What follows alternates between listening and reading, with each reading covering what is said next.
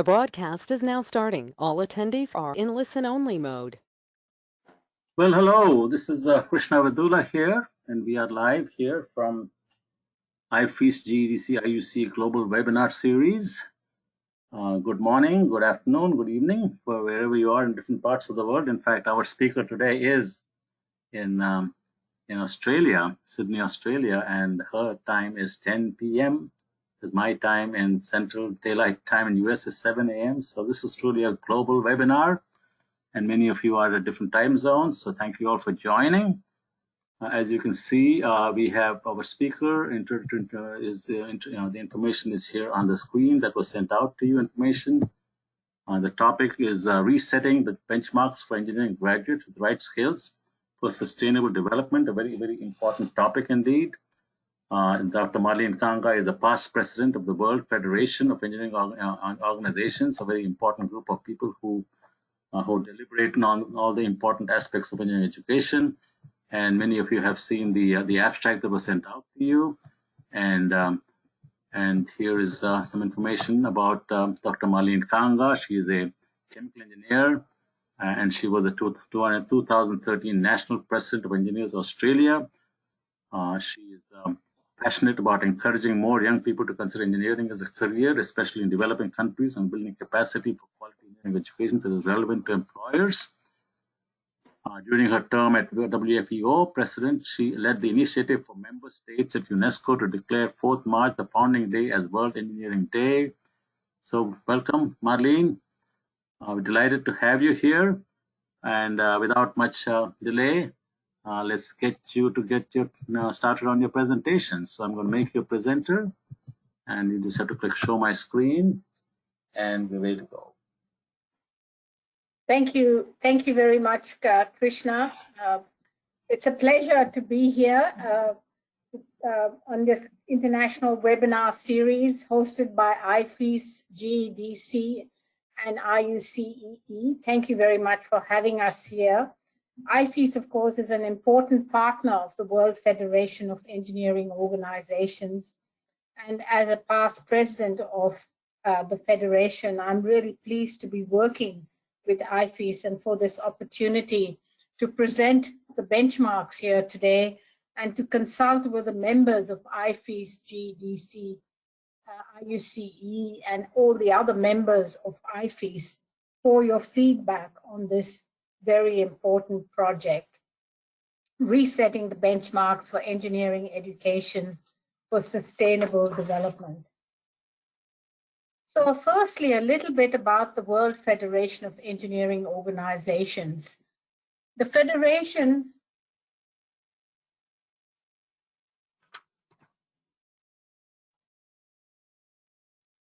I hope you can see my screen. Sorry, yes. I had a message come up. No, yeah, go ahead. The World Federation of Engineering Organizations is the peak body for professional engineering organizations. It was founded in 1968 under the auspices of UNESCO, and our members are more than 100 national professional engineering institutions around the world from every continent. And in addition, we have 12 international and continental and regional professional engineering institutions as members. For example, we have the Federation of African Engineering Organizations as a member, and similarly for Asia, the Americas, and so on. And we represent some 30 million engineers around the world. And here's the map showing our global reach, if you like. We are a recognized NGO for engineering at UNESCO and a major partner. We are co-chair of the United Nations of the major group in science and technology. And we have representation at major UN organizations. And we are based in Paris at UNESCO. One of the key objectives of the World Federation is to advance the UN Sustainable Development Goals through engineering, because we believe that a large proportion of these goals require engineering to advance, especially in the areas of water, energy, cities, innovations, and so on. And for this, we need to have more engineers with the right skills to develop the technologies and the engineering solutions for sustainable development.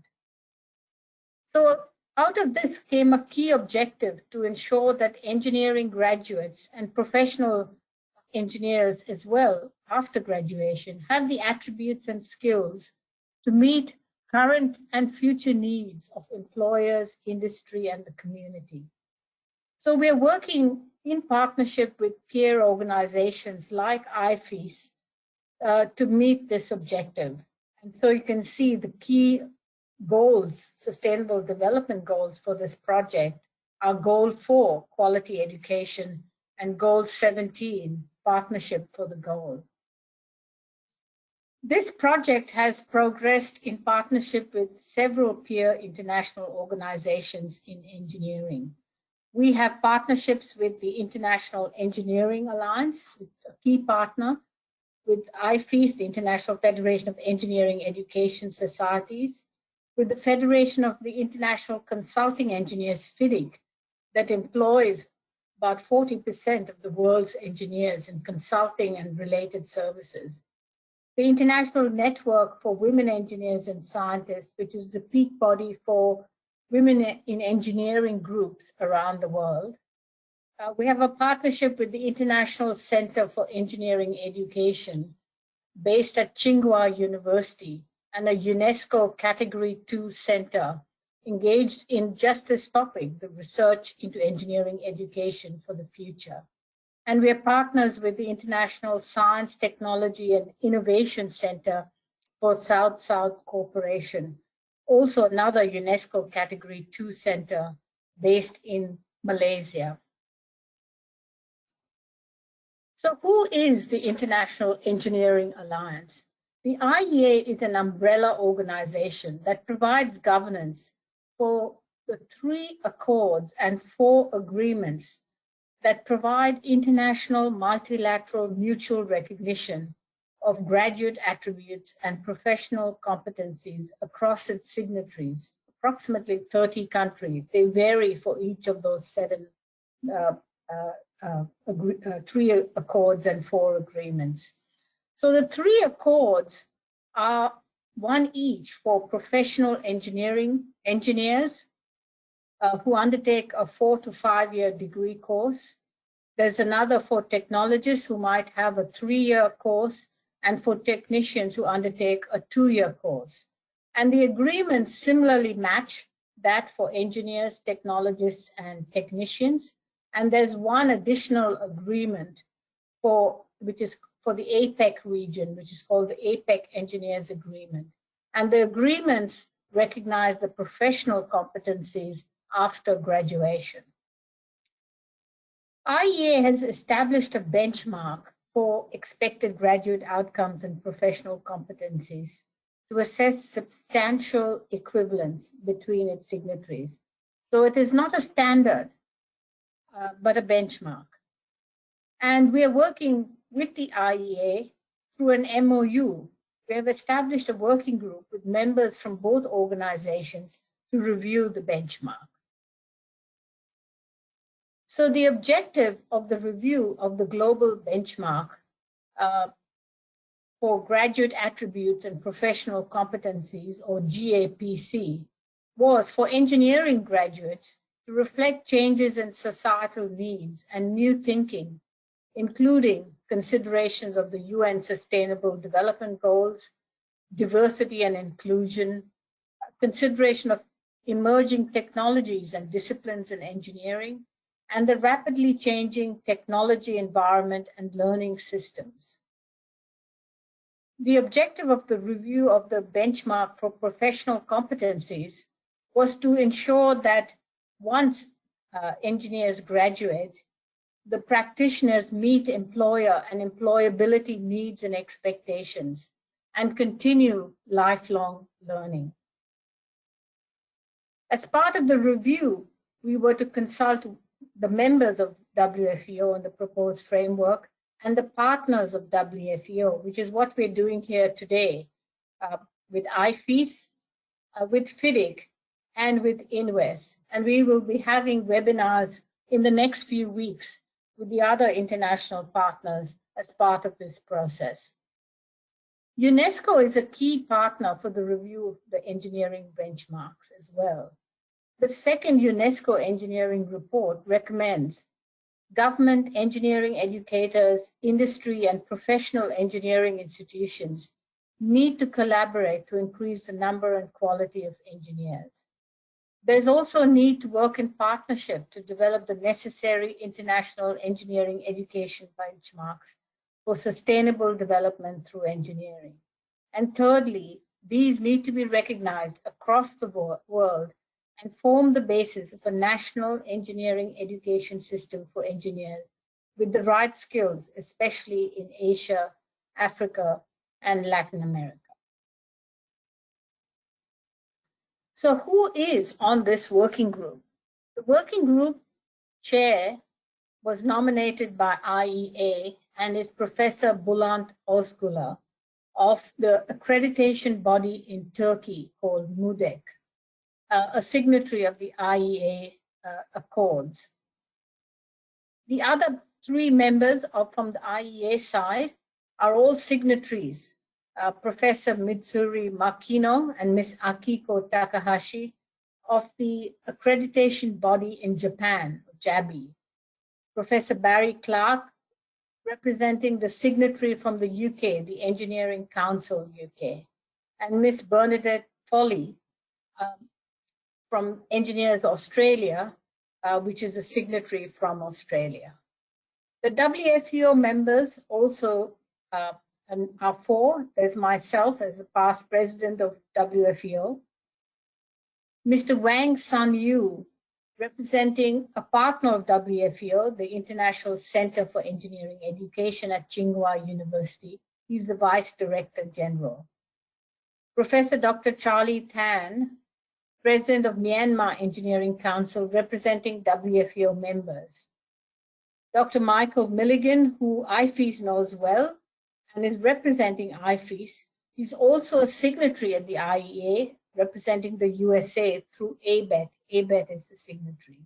And we have a number of observers from the center in China, Engineering Education Center in China, who are also contributing to the project, Mr. Kang Juncheng, Mr. Chao Wei Feng, and Mr. Shu Li Hui. So we started the project in October last year, and we met for the first time face-to-face in Melbourne in November 2019, after which a number of tasks were completed, including research into current thinking and reviews that had been done from around the world, as well as a questionnaire for signatories of IEA. A draft was presented to the IEA annual meeting in June last month. It was a virtual meeting, and it got general endorsement and agreement to continue to consult with the other partners that WFEO was bringing to the work. So this is the consultation which is now in progress and will continue until December 2020.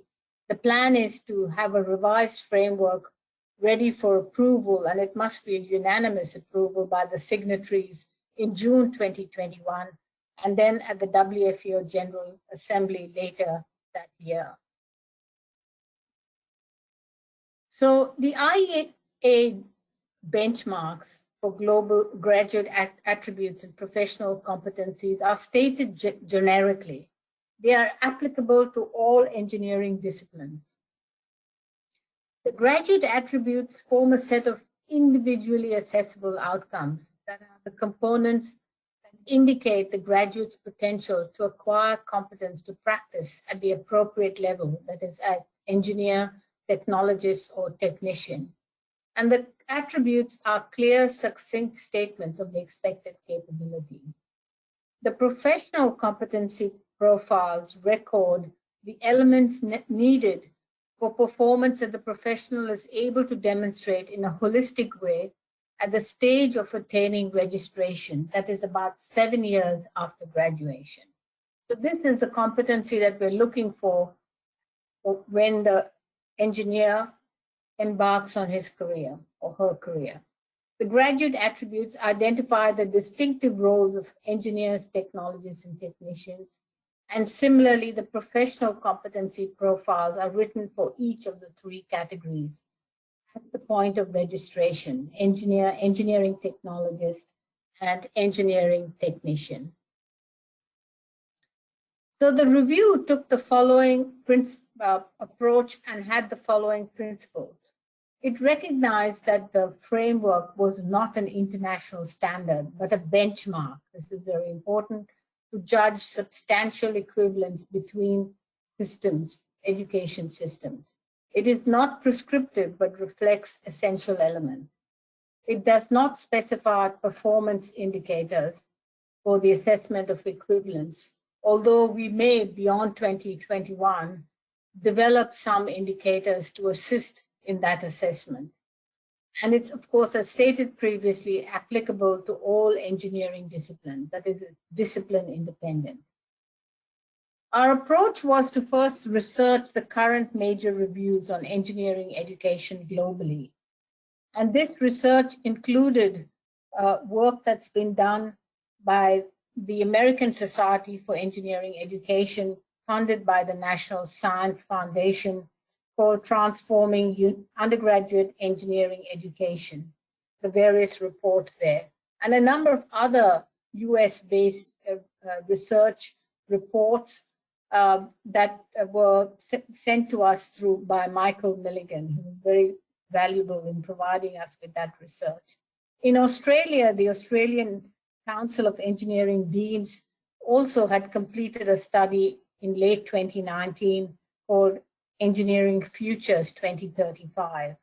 In the UK, the Engineering Council had done a review, and that was provided to us by the Engineering Council UK, as well as we had other information from, for example, the Joint Board of Moderators on the review of civil engineering and the work they were doing there.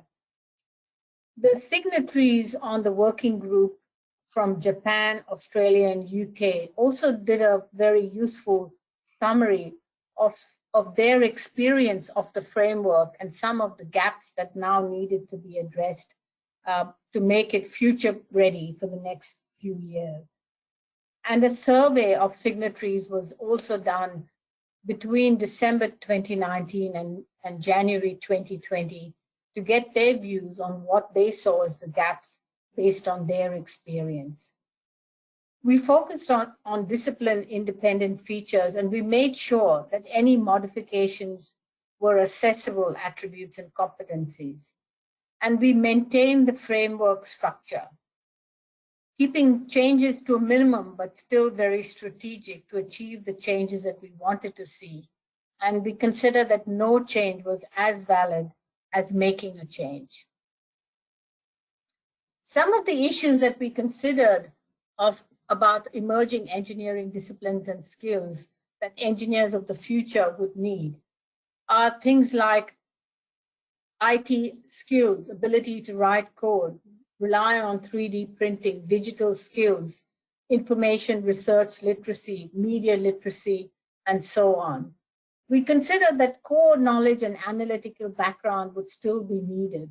And so not much change was made there. Sorry, I'll go back.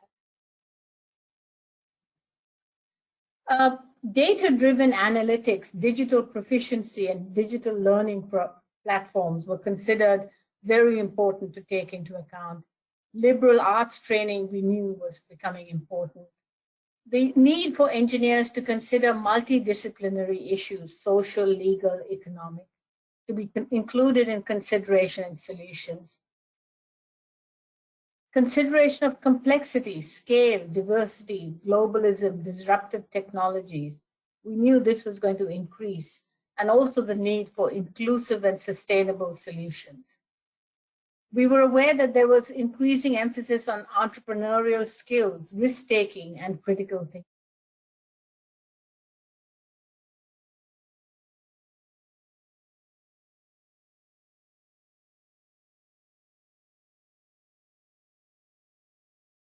We lost your audio for some reason. Can you unmute yourself, Marlene? Oh, okay. You're back. Okay, you're back. Yeah, go ahead. Yeah, I suddenly got muted. Yeah, So, right. yeah, so I don't know how much you missed, but I was going to say that liberal arts training was becoming important, multidisciplinary issues, social, legal, economic consideration and solutions will be needed more. Engineers will need to consider the scale, diversity, globalism, disruptive technologies, and the need for inclusive and sustainable solutions.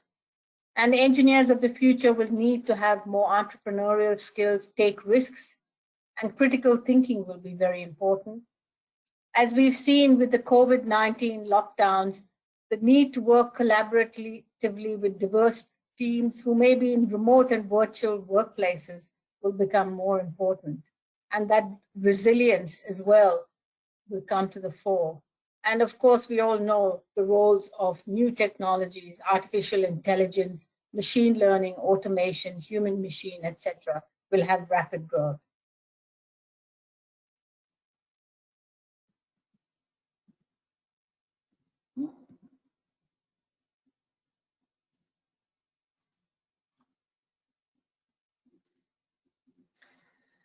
And here is an example of what we think is happening in engineering. And this is an example of civil engineering, one of the oldest engineering disciplines.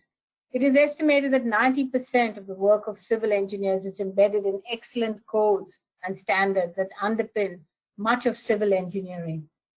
These can be used to build automated systems that may overtake routine design work. So that once took many months of effort, now a computer can do this in a matter of hours. And in addition, there are many tools such as building information modeling, simulation, and optimization, which are transforming civil engineering. Engineers can now build a digital twin of their construction project, check out the structures right down to the last nut and bolt, and also look at services and whether there are any conflicts, resolve issues before they're even on the construction site to save time and cost. And all this needs a lot of IT skills. So this is where engineering is moving and where the frameworks need to adjust. So in summary, we focus on 6 major areas of change: accommodate future needs of engineering professionals and the profession, strengthen the attributes on teamwork, communication, ethics, and sustainability. Look at emerging technologies, incorporate digital learning, active work experience, and lifelong learning. Consider emerging and future engineering disciplines, and while retaining the discipline-independent approach, enhance skills on data sciences and other sciences, and emphasize lifelong learning. Incorporate the UN Sustainable Development Goals with an integrated approach that considers diverse impacts, technical, environmental, social, cultural, economic, financial, and also global responsibilities, because many problems have no boundaries, geographic boundaries, and also require legal and regulatory compliance. Diversity and inclusion, very important, not only in ways of working, but also in communication. And intellectual agility, creativity, and innovation to emphasize critical thinking and innovative processes in designing and developing solutions. And you will see here the 6 areas have different colors. And as I go through the framework, you will see those colors coming up and how they've been covered. Now, the GAPC framework comprises 5 tables. Table 1 covers the range of problem-solving capabilities that a graduating engineer would have, and distinguishes a professional engineer in a 4 to 5 year program with those with the teaching duration of 3 to 4 years for technologists and 2 years for technicians. And the professional engineer is able to work with complex problems relative to well-defined ones for the technician. Table 2 defines a range of engineering activities that are required in an engineering program for engineer, technologists, and technician. Table 3 describes a knowledge and attitude profile for a graduate of an engineering program. That is, it's the minimum requirements for the curriculum. Table 4 is the graduate attributes profile. It's the assimilated knowledge, skills, and attitudes of the engineer, technologist, and technician at the time of graduation. And Table 5 is the professional competency profile, the range of competencies for a qualified engineer, technologist, or technician that need to be attained not only during university education, but through lifelong learning and professional development at an appropriate level. So in the following slides, I'm going to focus only on tables 4 and 5, and in each of those, only on the changes made for the professional engineer, simply because of lack of time and because of the complexity of explaining the tables for technologists and technicians. But the full framework is available at a link on slide 26, and we would like you to go and have a look at that. Similarly with the competency profiles. So here we are. Let's talk about the graduate attribute profile. There are 12 areas that you can see in this profile. The first area, it covers knowledge. So it's engineering knowledge, problem analysis, the design and development of solutions, investigation and research, and the use of appropriate tools. The second area covers the engineer and society and human, social, and environmental impacts and ethics. So this is the engineer and society. And then third major area is the ways of working, collaboration and teamwork, communication, project management and finance, and preparation for lifelong learning.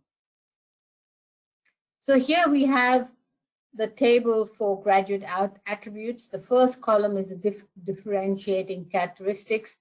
This is a column. Second column is for the professional engineer, and the third column is the reason for the change. The red font shows you where the changes have been made, and you will see here the number WA1. WA stands for the Washington Accord. So the Accord for Professional Engineers was signed in Washington in the late 1980s, hence the name Washington Accord and the numbers WA1. So engineering knowledge basically was left relatively unchanged, except that computing skills was added in addition to knowledge of mathematics, natural science, and engineering fundamentals.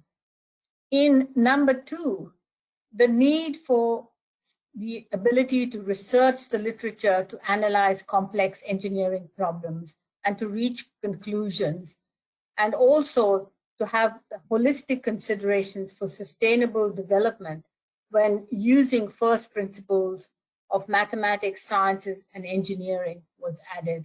So this is the implications and impacts for sustainable development, shown in green, was added. And you can see the strategy here, that very subtle changes have been made, but they are embedded deep in the requirements so that it becomes an integral part of the study program for the engineer. The third requirement is the design and development of solutions. And it's the breadth and uniqueness of engineering problems, the extent to which problems are original and where solutions have not previously been identified. So there's creativity coming in. The design solutions meet identified needs, and the word specified has been deleted. So it's a performance and outcomes-based approach and not prescriptive. And the engineer needs to consider public health and safety, whole of life cost, and net zero carbon resources use, as well as cultural, societal, and environmental considerations. So the zero carbon cost is a consideration also on environmental impacts and climate change. The investigation aspect, number 4, was not changed. That is, the engineer required to investigate complex problems using research-based knowledge and methods, including the design of experiments, analysis and interpretation of data, and synthesis of information to provide valid conclusions. So And then the fifth one is the use of tools and the use of appropriate technologies as well. To select and appropriate techniques, prediction and modeling, computing and information tools, and data analytics to solve complex engineering problems and an understanding of the limitations. So data modeling and computational techniques have been added, as these are going to become increasingly important in the future. So now we come to the areas where engineer and society, the interactions, and you can see that these have been made deeper as well as broader. The engineer will be required to make sound decisions that are informed by contextual knowledge and stakeholder consultation to assess societal health, safety, legal, historical, and cultural issues, and consequent responsibilities for sustainable development to find solutions to complex engineering problems. So here, it's not just technical solutions, but the most appropriate solution after consulting a wide range of stakeholders and considering a wide range of needs. So this is covering the social license to practice as an engineer. Again, number 7 broadens again the interaction of the engineer and society to consider human, social, economic, and environmental impacts, and you can see the changes there in red. And so this is something that's new and hence shown in yellow. In ethics, again, a very broad approach was taken.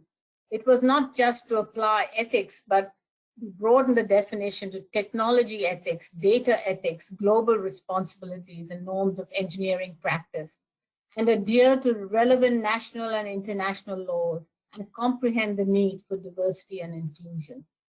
The importance of the responsible use of data was added and ethical responsibilities for compliance with the law. From the last 4 deal with how the engineer will work. So the working in individual and collaborative teams has become important. To function effectively as an individual and as a member or leader in a diverse and inclusive team in multidisciplinary and long distance settings. So you can see the significant changes there to work effectively, not just in terms of gender, but ethnicity, age, location, etc. has been added.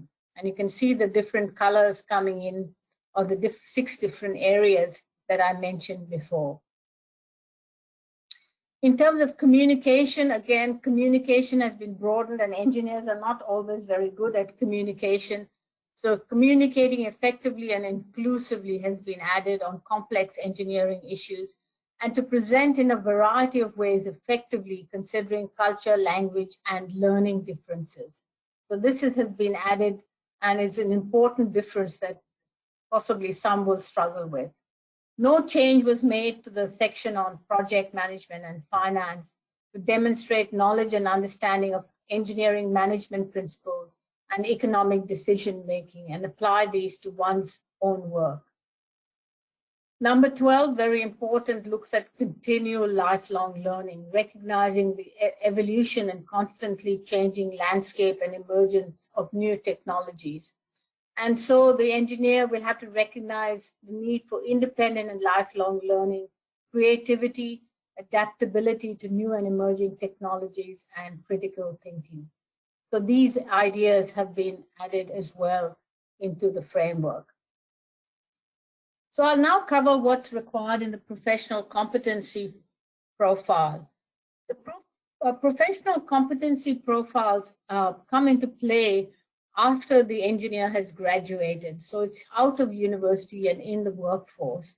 And it's the competencies that are required at the time of registration, which might be a registration required by law, or one that's a chartered engineer, for example, as we have in Australia. And when this recognition is achieved, there's a post-nominal international PE, for example, for engineers that can be applied to that engineer after his or her continual professional development has been audited. So the professional competencies cover knowledge, similar to the graduate attributes, to apply universal and local knowledge, problem analysis, design and development of solutions, and evaluations of these. The second group is engineer and society. So similarly, the engineer learns to apply what has been learned in practice in terms of protection of society, legal, environmental, cultural, and regulatory impacts, ethics, diversity, and inclusion.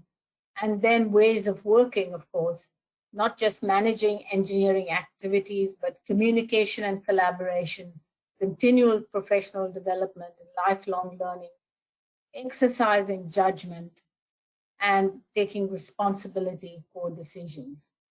So once again, I will explain the differentiating characteristic shown in column 1, the requirements for the professional engineer shown in column 2, and the reason for the change in column 3. And the changes that have been made will be shown in red font. So no change has been made to the need, of course, to apply advanced knowledge and widely applied principles. This is fundamental to the work of the engineer. To comprehend and apply local knowledge, we've changed it into gender-neutral language, but kept it pretty much the same. In terms of problem analysis, we've added the need to use data and information technology. So this is the first big change that's been made and aligns with what was made with what the engineer will be required to study at university. The design and development of solutions requires inclusive solutions to complex problems and stakeholder consultation, again, aligning very much with what has gone before. And evaluating the type of activity in the context of risks and social, environmental, economic, and resource impacts.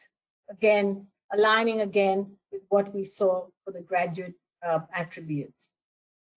The protection of society, the types of activity to consider the advancement of the UN sustainable goals have been added for sustainable outcomes that leave no one behind and ensures a global quality of life for humans and the environment.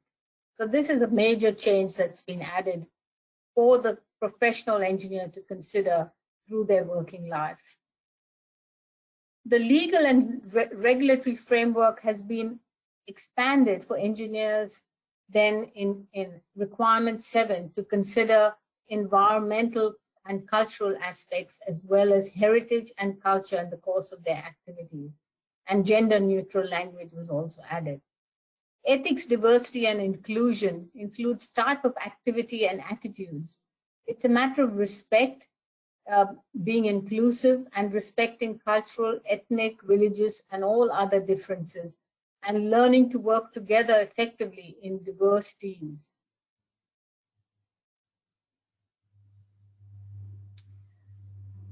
In 9, we made no change. That was to manage all or part of complex activities. But in 10, big changes were made in terms of communication and collaboration and the need for inclusive communications. So communication and collaboration in multiple mediums, clearly and inclusively with a broad range of stakeholders, and also taking into account learning differences with different people. The continual professional development requirement was also modified to undertake activities that are sufficient to maintain and extend technical competencies and enhance your ability to adapt to emerging technologies and the ever-changing nature of work. The need to exercise judgment has also been expanded to consider not just technical issues, but social, economic, environmental, cultural, and other requirements.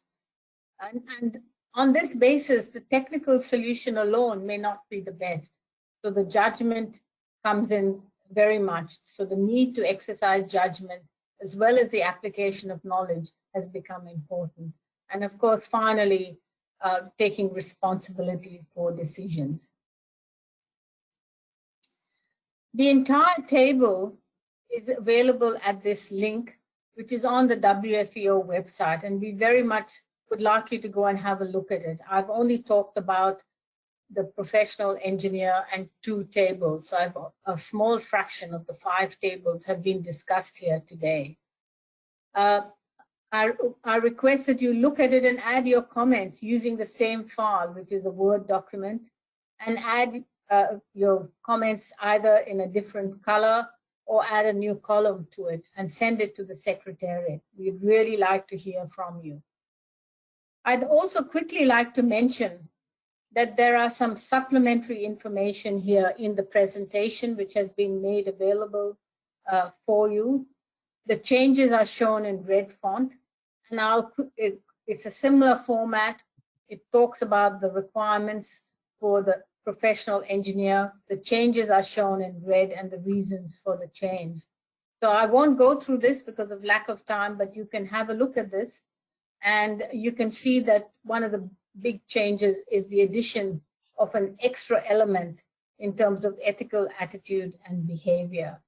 So you can see that this is a whole new way of working that we have brought in for the engineer to think about, to be more in tune with society and culture, and to not just think about the technical issues, but broadly about how these solutions fit in to our world. So I'll stop there and happy to take some questions. Great. Thank you so much, Dr. Marlene Kanga. That was a very, very thoughtful, thorough, detailed presentation. Obviously, that is to be expected from someone like you with your background. That's great. We are ready for some questions and comments from the participants, and gladly read them out as they come along. In the meantime, go ahead. You're saying something? Sorry, I was going to say I'll put on my camera. Sure. So you Great. can see me. Sure. And I pulled up, I've identified a few people who may have comments, but no pressure on them. I just put them in the panelist batch. If anybody wants to unmute themselves, feel free to do that, or just text me. We have Obiazi from Africa, Ala from the Middle East, and Dora from Siemens, James Trevelyan from Australia. If any of you would like to, Jenny from Europe, and Rajiv Lal from India. If anybody wants to chat, ask a question, please let me know. No pressure. In the meantime, I will look at let Hans come in and say a few words to start with. Hans, come in. Thank you very much, Marlene. As usual and expected, first quality report and presentation. The thoughtfulness simply is a consistent reality in working and having the pleasure of working closely with you, the World Federation, and also as we collaborate in the writing with our UNESCO of the second engineering report. And there's a whole context behind that. We didn't have a chance to talk about that. And also our partnership with Tsinghua University, which you and I obviously very deeply value. I do want to make just a couple of comments. Marlene has been a very thoughtful friend and colleague, introducing me also to some awesome women engineering leaders globally. And we are in the process of writing the second edition of Rising to the Top, which, as you know, came out a few months ago. We are writing the second edition, and you have no idea the kind of friendships and relationships I've been able to build with many of the ladies from all over the world, a new network that you're part of and that are linked to the IFEES GDC community. I just want to express my deep thanks for that. And we will be having 2 webinars in August and also November, bringing women leaders such as yourselves together to reflect on their reality. Just a final comment, a couple of final comments. Given this reality, and I work very closely with my dear friend and brother, Krishna Vidula, the opportunity for us to create spaces such as this online is a revolution for us. It was just a very successful IUCE conference last weekend, very effective, and working closely, my dear friend and brother Obiazi from Africa, in Latin America, and also other Indian colleagues. The Dean's Councils are taking a much more aggressive, creative step forward to communicate, to support each other moving forward. And finally, I want to just put on all of your agendas. We are diligently working with friends in South Africa and others for our global virtual conference this November. And learning from the experience of several of others, it's very important for both IFEES and GDC to continue to bring our community together. Marlene, many thanks for your continued thoughtfulness, and I look forward to continue to deepen our friendship and partnership. Thank you very, very much. So it looks like Ala and James Trevelyan would like to make some comments. Come in, James Trevelyan. How do I unmute myself? Here we go. Another colleague from Thank Australia. you very much, Krishna. Thank you, Marlene, for a wonderful presentation. And great to congratulations see you, on your effort. Great to see you. Thank you. It's cold where I am. So I was wondering, you've obviously consulted very widely and across many international groupings. Where did you find the largest gaps? You know, where do you think it's going to be hardest to align what this clearly is an aspiration with the reality of what education systems can actually produce, given the resources currently available? Yes, so it is very much aspirational, but you've got to start somewhere. And I think the signatories of the IEA are very enthusiastic and supportive of this. So this is really terrific news. We were expecting that, that we might have, some resistance, but it has been embraced really, and we've had feedback. We've taken it on board and we've tweaked it as we've gone along. But generally, it's had great acceptance, and I think we're going to learn more. We're learning as we go, and this consultation process is important, very important for us to take on board what people are thinking and saying, so that we come to a consensus view after all this consultation as to what's important, what we need to do, what we need to change, and so on. We're also talking to women. First time I think that this is women have ever had a voice in something like this, and they're very excited about that as well. And we're engaging with women across the world to provide their feedback. And I think it's not just gender. We want to be inclusive in terms of just different countries, different capabilities, different education systems. We want to be able to put all that up and be inclusive. But it will take years to make that change. Let's not kid ourselves. A 4 to 5 year engineering program. So, it might be a decade before we start to see this coming through. But we've got to start somewhere. If you don't make change, we'll be producing engineers that will be struggling to meet requirements that the world and society needs. Okay, great. Would you, Alap, come in? You want to make a comment? I will make sure you can speak. Yes, thanks, Marlene. Wonderful presentation. Just to follow up on what James mentioned, what I saw in the presentation, I see it elsewhere. There are two themes that keep coming back with respect to the skills required for engineers in today's world, and these are I group them in two categories. One is the digital literacy, the ability to write computer code, the ability to use new technology, and so on. And that is severely lacking in our curricula, especially in civil engineering, like you mentioned. You gave one example, and that part is lacking. The other part is what I call context-based education, or context-based engineering, where you consider not only the technical aspects but everything else: the human aspect, the ethical, the environmental, the economic, legal, political, etc. The question is, there is no question that this needs to be introduced to our curriculum. There is no question. The question is, at what expense? What do you, in your opinion, is we're spending too much on in our curricula that we can let go in favor of these two key concepts? Yeah, So again, you know, this is always the pressure, you know, that curriculum is always crowded. And so when you want to change things and you want to add things, people say, so what do you let go? And what the philosophy that we use and what we would encourage those who are developing curricula to do is to incorporate this, not to add, not to pile it on, but to make it part of. So for example, using digital tools in problem solving. So not to make it a separate thing, but to integrate it. And similarly, when you're considering, you know, various aspects of a technical solution, to include that consideration, you know, in terms of evaluating that technical solution. Say you're building a highway and that road is going through a pristine forest, for example.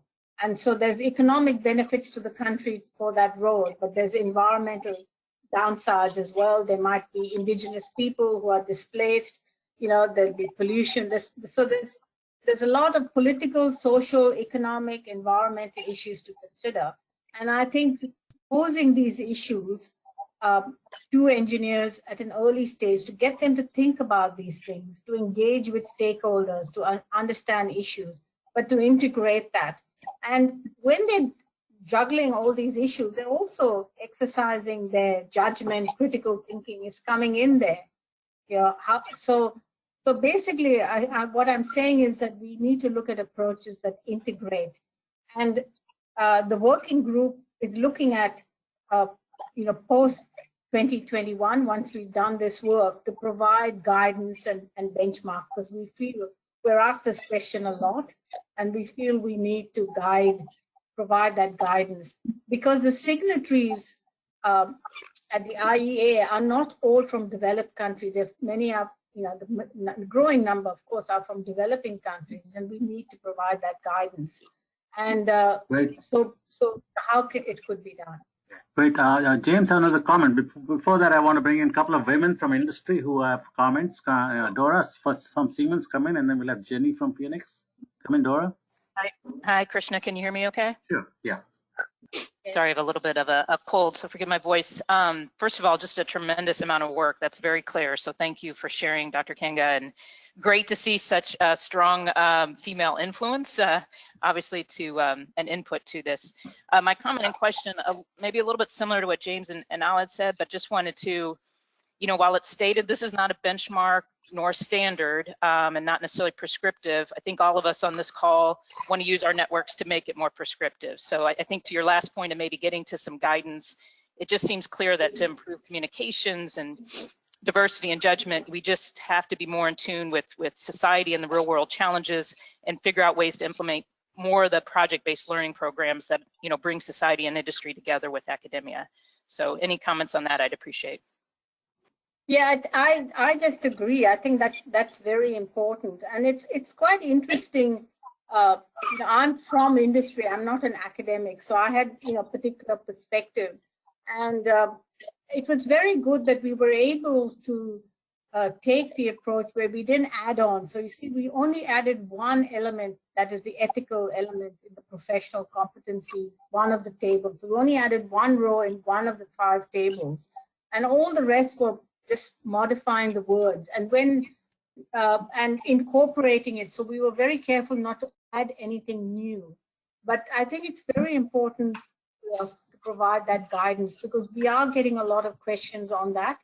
What do we mean by, you know, communication and communicating tools? So really providing that guidance and building capacity with engineering educators is going to be the next phase of work. And I think that that's something that we're going to have to work with IFEES on, because you do a lot of that work and that's your network. So I think that that's, you know, that's an area where we need to work together. So it's not, this is the start of a journey where we're sort of pivoting the profession, saying this is what we need to do. Here's a benchmark. But then after that, we've really got to do the real work, you know, to fill the framework up. This is just a framework. Thank you, Dora. Thank you, Marlene. Quick comment from James, and then Obiazi. I'll come to you, Obiazi, after that. Go ahead, James. And then we'll go to the audience. Yeah. Thank you, Krishna. And this builds on what Alaa was saying about curricula. And I agree with him. You know, curricula are crowded. My suggestion is this. you know, we're focusing a lot of the attention for education on the university phase. But Marlene was saying that actually there's another phase. There's the 4 or 5 year phase when the engineer has started work before they become a chartered engineer. And to me, that's a relatively unexplored space for education. Some of my recent research has shown, for example, that it's extremely difficult to teach collaboration in a formal education environment where students are rewarded for their individual work in examinations. So it's really much better to teach collaboration in the workplace environment where collaboration is not only necessary, but it's highly valued and rewarded. And I think that that's the area in which I've been working, and I've been very conscious of the need to develop educational materials for this space. So that's just a comment I'd like to make, is I think we shouldn't expect universities to actually be able to handle all these new issues that are being raised. And there's plenty of space in that first few years in the workforce where many education interventions could be far more effective. Good point. Yeah, I agree, James. And that's the table 5, the professional competencies that I talked about. So that's after graduation. And so you saw the alignment, the 3 major areas, the knowledge, the society, and ways of working, have been extended in that professional competency area. And for WFEO, our members are the professional engineering institutions of the world. And they're the people, they're the institutions generally that provide a lot of professional development, and we want to build on that. So that's another bit of work that we want to do. If they meet the requirements and they become signatories to the agreements. Great. Thank you, James. Thank you, Marlene. We go to Abiyazi from Africa. When you come in from Nigeria, are you able to come in? While he's trying to come in, I have a comment from our friend from Jose Roberto Cardosa saying why WFEO has no participation of engineering institutions from Brazil and Latin America. We do. We have FEBRA, who used to be a member, but now CONFEA is a member. And we also have the CIP, the Peruvian Engineering. Great. Obiazi has come in. Come in, Obiazi. I think you're having a little difficulty with his audio, I think. And yes, I've sent a text to you. Yeah, go ahead, Obiazi.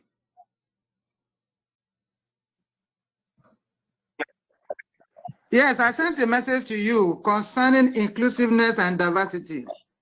How can WFEO improve the enrollment of women in engineering programs? Enrollment of women in engineering programs. Go ahead. Did you hear me? Yeah. So yeah, so that is correct. a separate exercise altogether. So, but I think improving the curriculum when women enroll in engineering is important. The retention. So this changing the structure of the framework will actually improve retention in engineering programs and in industry. The attraction is a separate, of course, separate issue. But my view is we have a very leaky pipeline. We lose women, through university and through the profession. Women graduate and they don't go into engineering. And we see this happening all over the world. So this is a huge issue that needs to be addressed. But I think making the curriculum aligned to things that women will enjoy and find attractive is one way of attracting women to engineering, because that will filter through over time as well. Okay, let's see. I'm going to take a look at the audience here. A lot of interesting comments and questions, and so it looks like several comments saying it looks like some of these will start showing up in the various accreditation criteria in different countries. Is that your expectation? Yes, absolutely. So once this is passed in 2021, this will become part of the signatories accreditation criteria. All the signatories will adopt them for professional engineer, technologists, and technicians. And so it will start to filter through the university programs if you are if you're in a country which is an IEA signatory. Okay. A question from Muruganandan from India. Is a question about ethics. You've talked about a lot of ethics in various slides, and the question is how would you evaluate the ethics? Yeah, this is a tough one. And we have to put it in. And again, as I said, yeah, the need for guidance is something that we're going to have to look at. But it's really in terms of how you evaluate a particular solution with respect to the example I gave of a highway going through a pristine forest, and what are the ethical issues there? And actually, there's no yes or no answer. These are very gray areas, and this is where you debate it, and where the engineers will have to think about it in a way that is sensitizes them to these issues. Because at the moment they just focus on the numbers and the technical, and they just say, oh, it's somebody else's business to worry about the rest. We're now making it their business to think about these issues. Excellent. Thank you, Dr. Marlene Kanga. Thank you, the panelists, James Trevelyan, Ala, and others who commented. And Hans, any final comments from you before saying goodbye? No, it's wonderful to be together like this and share thoughts and think out of the box and be creative, per se. And the new dimensions, Marlene, that you articulated, in addition to the technical ones, is a real, genuine global challenge. We can do it. Let's work together and have these kinds of frank, open, and honest dialogues as we have today. Thank you for leading. Thank you, everybody. So stay healthy, stay safe, stay happy. Goodbye. Bye-bye. And please send your feedback. Thank you.